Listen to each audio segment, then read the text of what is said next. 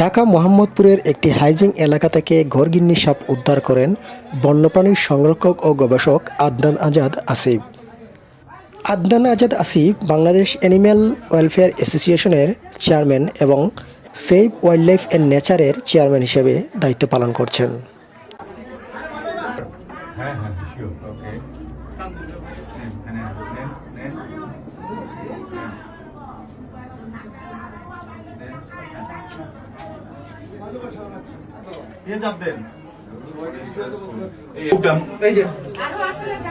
ভাই আগে সাপটা ধরতে দেন, কেউ কথা বলবে না।